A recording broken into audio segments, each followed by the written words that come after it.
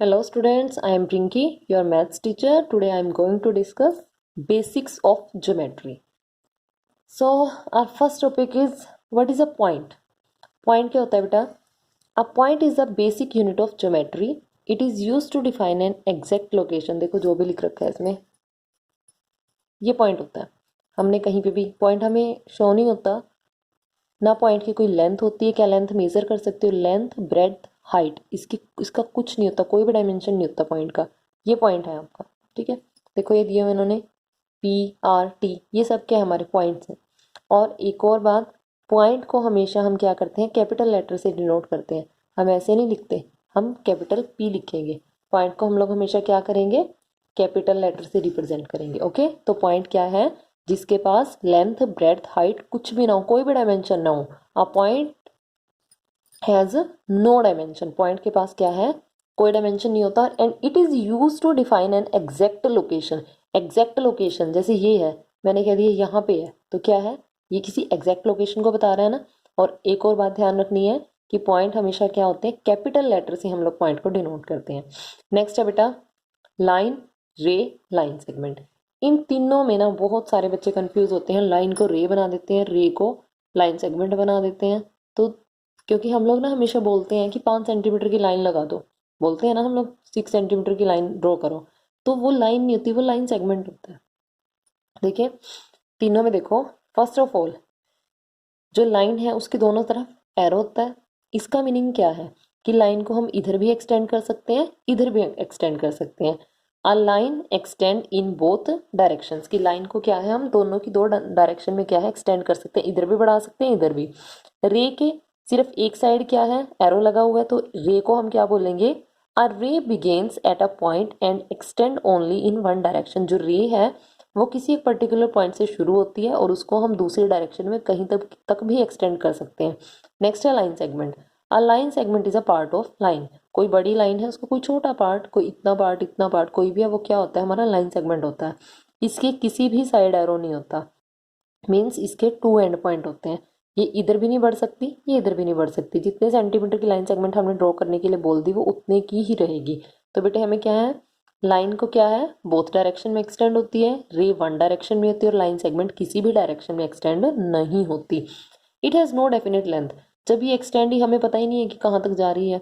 ठीक है, तो ये क्या है, it has no definite length. Line की लेंथ के बारे में हमें नहीं पता होता.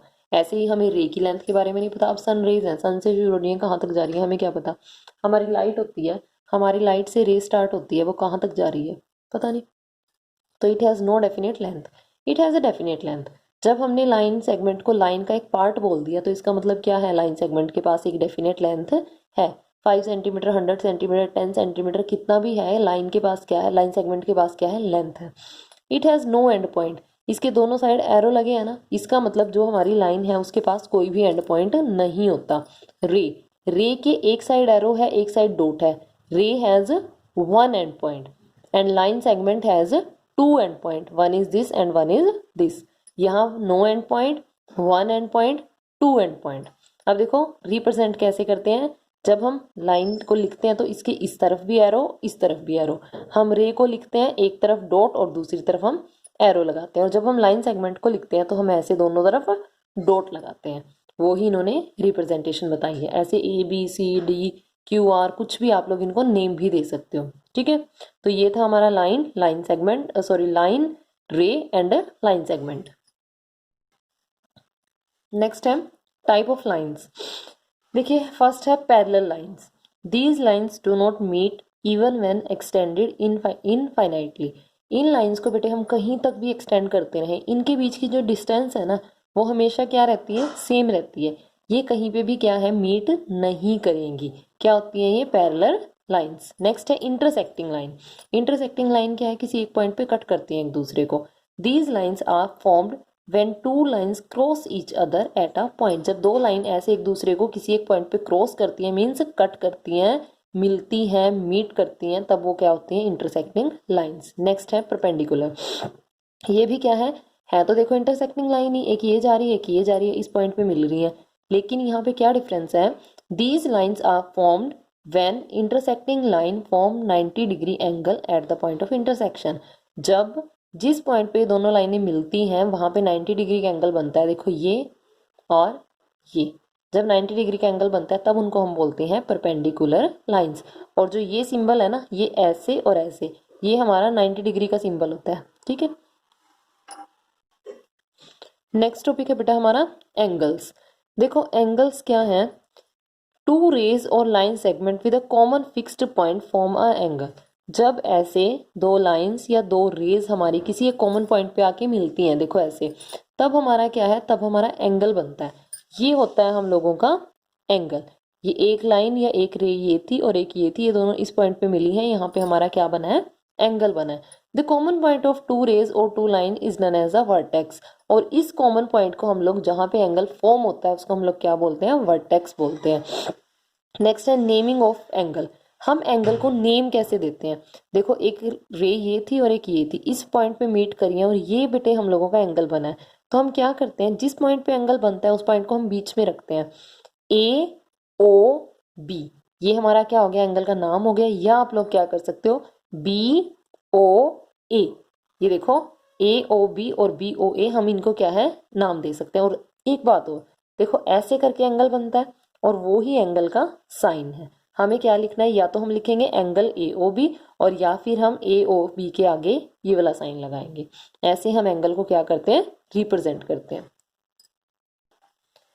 नेक्स्ट बेटा हम लोगों का type of angles.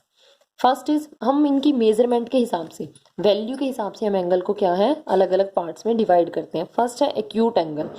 N angle whose measure lies between 0 degree and 90 degree is called an acute angle.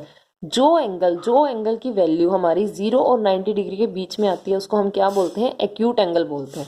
Right angle जिसकी वैल्यू क्या होती है, 90 डिग्री होती है, उसको हम क्या बोलेंगे, ये देखो ऐसे होता है, इसका सिंबल ऐसे रिप्रेजेंट किया हुआ है, इसको हम बोले हैं राइट एंगल। नेक्स्ट है ऑब्ट्यूज एंगल। ऑब्ट्यूज एंगल क्या होता है बेटे, 90 डिग्री और 180 डिग्री के बीच में जो लाई करता है। 120, 130, 140, 145, 147, ये सब क्या है हमारे ऑब्ट्यूज एंगल। 0 से 90 के बीच में एक्यूट, 90 डिग्री को राइट एंगल, और 90 से 180 के बीच को हम क्या बोलते हैं, ऑब्ट्यूज एंगल। नेक्स्ट है बेटा हम लोगों का स्ट्रेट एंगल। ये स्ट्रेट लाइन यानी कि 180 डिग्री, 180 डिग्री के एंगल को हम क्या बोलते हैं, straight angle. An angle whose measure is 180 degree is called a straight angle, उसको हम क्या बोलेंगे, स्ट्रेट एंगल बोलेंगे। Next is reflex angle. An angle whose measure lies between 180 degree and 360 degree. जो 180 और 360 के बीच में लाई करता है, 190, 200, 230, 222, ये सब क्या है हमारे रिफ्लेक्स एंगल, जो किस किस के बीच में लाई कर रहे हैं, 180 और 360 के बीच में। Next and last, next is complete angle. Complete बेटे देखो, ये और ये, यहां से लेके यहां तक जो एंगल हमारा बनता है वो हमारा कंप्लीट एंगल होता है, यानी कि 360 डिग्री। इसको लेते हैं बेटे हम लोग 0 डिग्री, यहाँ पे हमारा 90 डिग्री होता है, यहाँ पे 180 डिग्री, यहाँ पे हमारा 270 डिग्री, और ऐसे घूम के जब हम वापस जाते हैं तो यहाँ हमारा आ जाता है 360 डिग्री। जो 0 से 90 के बीच में है वो हमारा क्या है, एक्यूट है। जो 90 से 180 के बीच में है वो हमारा क्या है, ऑब्ट्यूज है। और उसके बाद हमारा 180 से 360 के, ये सारा एंगल हमारा क्या है, रिफ्लेक्स एंगल है। और ये कंप्लीट रोटेशन करके जब हम 360 पे आते हैं, जब वैल्यू 360 होती है तब हमारा क्या बनता है, कंप्लीट एंगल बनता है। और 180 डिग्री का एंगल हमारा क्या होता है, स्ट्रेट, मीन्स स्ट्रेट लाइन पे बन रहा है, वो हमारा क्या होता है, स्ट्रेट एंगल होता है। नेक्स्ट है zero angle. An angle whose measure is 0 degree. Simple सी बात है, जिसकी वैल्यू क्या है 0 डिग्री, वो हमारा क्या है, जीरो एंगल है। क्लियर। नेक्स्ट टॉपिक है बेटा हम लोगों का ट्राइंगल। Try means three.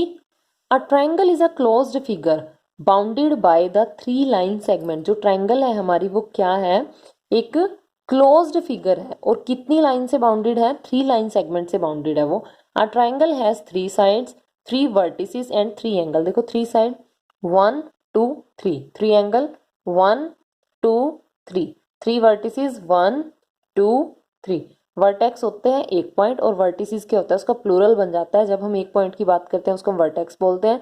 जब हम 1 2 3 4 5 कितने और मोर देन 1 पॉइंट्स की बात करते हैं तब वो हमारे वर्टिसेस बन जाते हैं। Clear.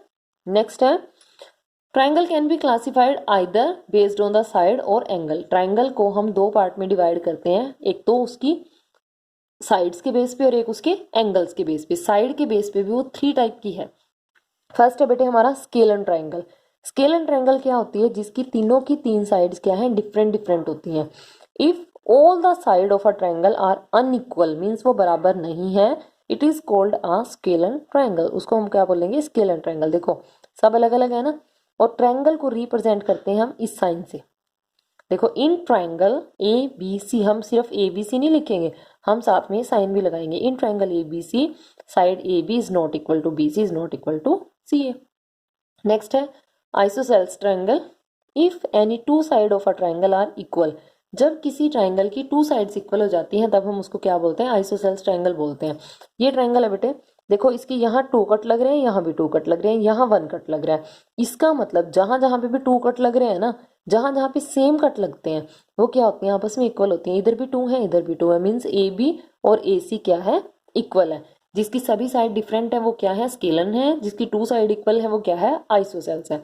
Next is equilateral triangle, जिसकी सारी की side all the 3 sides are equal is called an equilateral triangle. देखो 1 1 1 सेम कट लग रहे हैं ना तीनों पे, इसका मतलब इसकी 3 की 3 साइड्स क्या है बेटा, equal. 1 is scalar, all the sides are different. Second is isosceles triangle, 2 sides are equal. And third is equilateral triangle, all the sides are equal. Clear? Next है on the basis of angle. जो हम second इसको divide करते हैं further, वो क्या है बेटा, हम इसके एंगल्स पे इसको क्या करते हैं, हम लोग 3 पार्ट्स में इसको हमने डिवाइड कर रखा है।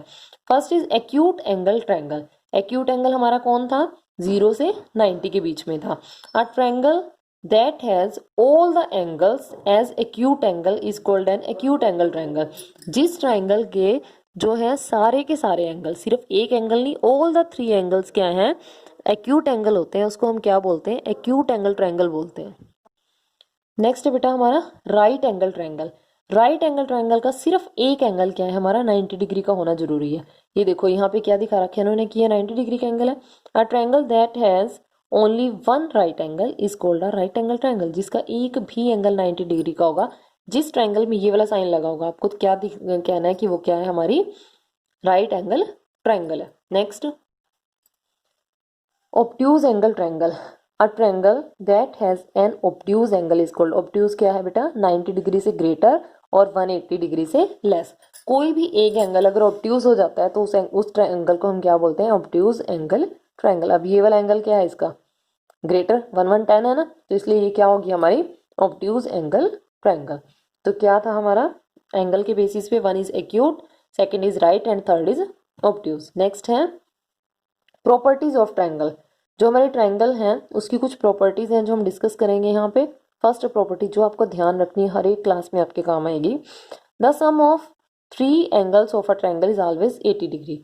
हमें कोई ट्राइंगल दी हुई है, उसके तीनों एंगल हमें गिवन है, अगर हम उन 3 के 3 एंगल्स का सम करते हैं तो ऑलवेज रिमेंबर कि वो कितना आएगा, 180 डिग्री आएगा। ट्राइंगल्स के ऑल द 3 एंगल्स का सम बेटा हम लोगों का क्या होता है, 180 डिग्री होता है। ये हमेशा होगा ही होगा। अगर किसी ट्राइंगल में ऐसा नहीं होगा तो वो क्या है, ट्राइंगल रोंग बनी हुई है, वो करेक्ट नहीं है। सभी एंगल्स का सम कितना होगा, 180 डिग्री। नेक्स्ट सेकेंड प्रॉपर्टी है बेटा हमारी, in any triangle the sum of any 2 sides is always greater than the third side. हमने क्या है, हमने कोई भी ट्राइंगल बना रखी है, उसकी 2 साइड्स को उठाओ, कोई भी 2 साइड अपनी चॉइस से आप लोग उठा सकते हो, उन दोनों साइड का सम करो, वो सम हमेशा थर्ड साइड से क्या है, ग्रेटर आना चाहिए, तभी हमारी ट्रायंगल बनेगी। अगर ऐसा नहीं है तो हमारी ट्रायंगल नहीं बनेगी। देखिए इसकी 3 साइड थी, हमने पहले दोनों मान लो स्मॉल साइड ले ली। 5 और 6 कितना होता है, 11, 8 से बड़ा है, ये करेक्ट है। 4 और 4 8, 4 से बड़ा है, वो भी करेक्ट है हमारा। 4 + 5 8, 5 से ग्रेटर है, तो ये भी करेक्ट है। अगर कहीं पे ऐसा होता ना कि सम क्या है थर्ड साइड से लेस आ जाता, तो ये क्या है, हमारी ट्रायंगल बननी ही नहीं थी। क्या है, the sum of any 2 sides of a triangle is greater than the third side. तो ये हम लोगों का कुछ बेसिक था जो आप लोगों को ध्यान रखना है, जो हमारा एक्सरसाइज 8.1 8.2 में हमारा काम आएगा। तो इसको अच्छे से करना बेटे, सारी डेफिनेशंस अच्छे से लर्न करना। Thank you.